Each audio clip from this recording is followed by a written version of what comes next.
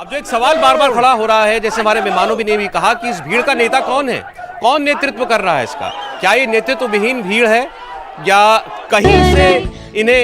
कहीं से तो इनको इकट्ठा किया जा रहा? अब एक और तस्वीर आप देखिए जरा, आप देखिए एक चेन बना करके जो सुरक्षा बल है वो खड़े हुए थे कि ये लोग राष्ट्रपति भवन के अंदर दाखिल ना हो सके, और उसके बाद पानी की बौछार भी की गई, टीयर गैस भी चलाई गई, लेकिन जैसे सैलाब एक आता है ना तो उसके सामने कुछ नहीं टिक पाता। ऐसे ही ये लोगों का सैलाब है। तस्वीरें देखिए आप, अभूतपूर्व तस्वीरें, ताजा तस्वीरें आपको हम दिखा रहे हैं। ये लोगों का सैलाब पुलिस की उस दीवार को तोड़कर, उन टीयर गैस का सामना करते हुए, उन वाटर कैनन का सामना करते हुए आगे बढ़ती गई, और कोई दरवाजा इन्हें नहीं रोक पाया, कोई दीवार और कोई बैरियर इनको आज नहीं रोक पाया। और ये भी आपको बता दें कि यहां पर ऐसा नहीं है कि कोई गोली चली हो, अभी तक तो ऐसी कहीं सूचना नहीं आई है कि पुलिस वालों ने यहां पर इनको रोकने के लिए कहीं पर अत्यधिक बल प्रयोग किया हो, यह भी देखने में नहीं आया, क्योंकि वो भी समझ रहे थे कि इस भीड़ का सामना कोई कैसे कर सकता है। लाखों लोग जब खड़े हो जाएं तो उनके सामने आप कितनी फौज खड़ी करेंगे, कैसे उनको रोकेंगे? तो ये हालात आज श्रीलंका में बने हुए थे। आप देखिए तस्वीरों में, आप जरा देखिए, लाखों लोग।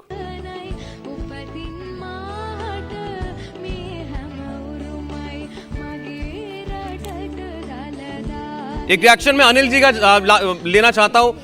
अनिल जी, ये परिस्थिति श्रीलंका में बनी, हम सबके देखते देखते बनी है, लेकिन आज जो तस्वीरें दिखाई दे रही हैं, इसकी कल्पना कभी आप कर सकते थे? देखिए, मैं 30 मार्च को कोलंबो में था और 30 मार्च पहली बार वहाँ पर डिमॉन्स्ट्रेशन शुरू हुए, और जब मैं शहर में गया तो वहाँ पे 14 घंटे इलेक्ट्रिसिटी नहीं थी। महंगाई बहुत आगे बढ़ रही थी, टूरिज्म पिछले पेंडेमिक की वजह से कही है जैसे, तो माली हालत देश की बहुत ज़्यादा ख़राब थी उस वक़्त। और उस वक़्त कोशिश, तब तक इन लोगों ने IMF के साथ में डिस्कशन भी शुरू नहीं किया था, जबकि गवर्नमेंट कंट्रोल में थी। उसके कारण उनके अपने हैं, और लेकिन उन्होंने उसके बाद शुरू किया। तो डिमॉन्स्ट्रेशन प्रेसिडेंट हाउस के ठीक सामने, जहां आप आज दिखा रहे हैं, 100-150 आदमी थे। अगले दिन ऑफ कोर्स कर्फ्यू भी लगाया गया, और ये सारी चीज़ मैंने देखी वहाँ पर। लेकिन इसका सबका जो है देखिए बढ़ता जा रहा है, 100 दिन के लगभग होने वाले हैं और कोई समस्या का हल नहीं है।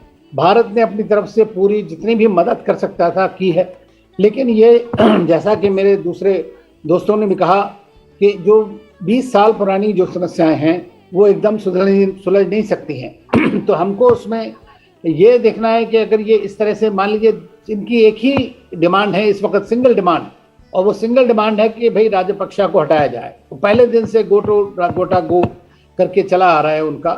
तो ये जो सिचुएशन है, इसमें राजपक्षा के जाने के बाद में भले ही ग्रास रूट लेवल पे थोड़ी सी शांति उनको मिलेगी कि चलो हमने इसको भगा दिया, लेकिन जो मेन कारण है जिनकी वजह से सब हो रहा है, आर्थिक कारण कहें, फ्यूल्स नहीं है वहाँ पर, वहाँ लोग 50-60% इस वक्त कितना वहाँ पर इन्फ्लेशन है, लोगों के पास पैसा नहीं है, दवाइयाँ नहीं है, बिल्कुल बिल्कुल। अनिल जी, इस वक्त एक तस्वीर आ रही है, मैं जरा दिखा दो, अपनी बात आप पूरी कीजिएगा। जो स्पीकर मीटिंग ले रहे हैं उसकी ये तस्वीर है जिसमें बहुत सारे दलों के नेता वहां पर मौजूद हैं, क्योंकि ये उनके सामने जो ये सिचुएशन यहाँ खड़ी हुई है, इसकी कोई कल्पना उन्होंने भी नहीं की होगी कि ऐसा भी एक दिन देखने को मिलेगा कि जब राष्ट्रपति भवन पर जनता का राज हो जाएगा।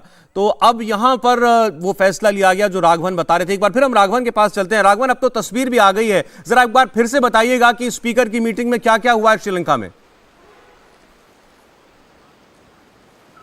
जी देखिए, स्पीकर ने एक प्रस्ताव रखा है सभी दलों के सामने, ये कहते हुए कि वो बात करेंगे, कांटेक्ट एस्टैब्लिश करेंगे गोटाबाया राजपक्षे से, क्योंकि एक संकेत गोटाबाया राजपक्षे ने दिए हैं कि वो प्रधानमंत्री के थ्रू स्पीकर से बात करना चाहते हैं। तो ऐसी सूरत में स्पीकर ने यह प्रस्ताव रखा कि वो गोटाबाया राजपक्षे से, क्योंकि ये जनता की डिमांड है, इसलिए उनसे वो अब किसी भी हालत में इस्तीफा ले लेंगे। उनका ये प्रस्ताव था कि जो रानिल विक्रमसिंघे जो प्रधानमंत्री हैं अभी वर्तमान, उन्हें एक्टिंग प्रेसिडेंट बनाया जाएगा अगले 1 1 महीने के लिए, उसके बाद एक सर्वदलीय सरकार का गठन यहाँ पर होगा जो इस इकोनॉमिक क्राइसिस को डील करेगी। लेकिन जो अपडेट हमें मिल रहा है विपक्षी जो जल है एसजेबी उनके सनत प्रेमदासा के ऑफिस से, उन्होंने साफ इनकार कर दिया है। विपक्षी दल का ये कहना है क्योंकि विक्रमसिंघे गोटाबाया राजपाक्षे के नियुक्त प्रधानमंत्री हैं, इसीलिए उन्हें भी प्रेसिडेंट नहीं बनने दिया जाएगा। उनके पास इतना वक्त उन्हें दिया गया, करीब करीब 60-70 दिन का वक्त उनके पास था, वो कुछ भी ऐसा नहीं कर पाया जिससे श्रीलंकन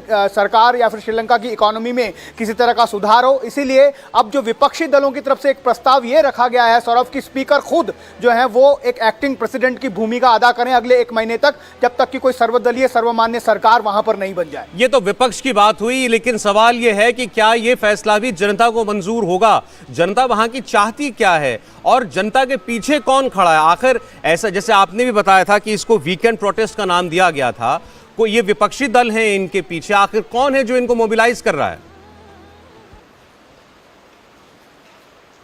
ये देखिए विपक्षी दल नहीं है ऐसा कहना मुमकिन नहीं है सौरभ, जरूर होंगे, लेकिन ये मूवमेंट जो है लगातार ये जनता का है, क्योंकि बहुत छोटी सी कंट्री है, जो भी वहाँ पर होता है जनता उस पर बहुत ज़्यादा अवेयर है। ये हमने वहाँ महसूस किया जब हम वहाँ से रिपोर्टिंग कर रहे थे सौरभ। और एक और बात यह है कि पहले से ही पता था जो नीतियाँ, जिस तरह की नीतियाँ लागू की गई, गोटाबाया राजपाक्षे आपको याद रखना होगा 2019 में बहुत बड़ी मेजॉरिटी के साथ वो जीत कर आए थे, क्योंकि उन्होंने LTTE का वहाँ पर दमन कर दिया था, पूरी तरह से नेस्तनाबूद कर दिया था प्रभाकरन को। इस वजह से बहुत पॉपुलिस्ट गवर्नमेंट वहां पर बनी थी, लेकिन ऐसा लगता है कि उसका बहुत ज्यादा एडवांटेज उठाया।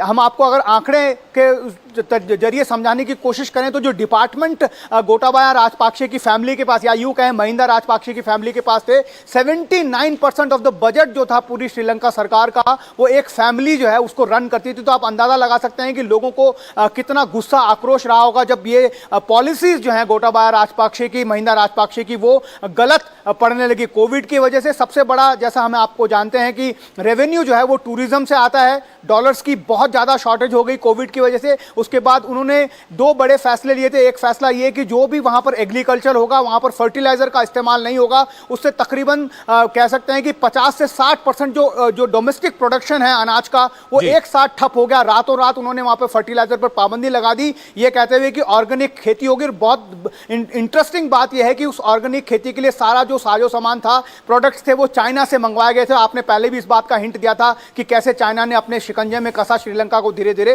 तो ये सब डेवलपमेंट्स जहां वहां पर हुए तो पब्लिक भी ये समझने लगी कि वो परिवार जो है वो सिर्फ पर्सनल प्रॉपर्टी बिल्ड कर रहा है और जनता की और ध्यान नहीं दे रहा। इस वजह से मार्च एंड में ये प्रोटेस्ट शुरू हुआ था और आज इस प्रोटेस्ट ने ये शक्ल ले ली है। ये जो गोल्फ फेस इलाका है सौरभ, एक छोटी सी बात कहते हुए अपनी बात खत्म करता हूं। यहां से कुछ दूरी पर 1-1.5 किलोमीटर पर वो कोलंबो का खूबसूरत बीच है, जहां पर हजारों की तादाद में सैलानी हमें पहले नजर आते थे, लेकिन अब उस पूरे गोल्फ फेस में, जहां से प्रेसिडेंट हाउस से ये गोल्फ फेस इलाका शुरू होता है, वहां से अब सिर्फ जनता नजर आ रही है। और एक शब्द इनका यह कहना है कि राष्ट्रपति को जाना होगा। इंडिया टीवी हर वक्त हर जगह डाउनलोड करने के लिए सर्च करें India TV news Google play store या ऐप स्टोर पर।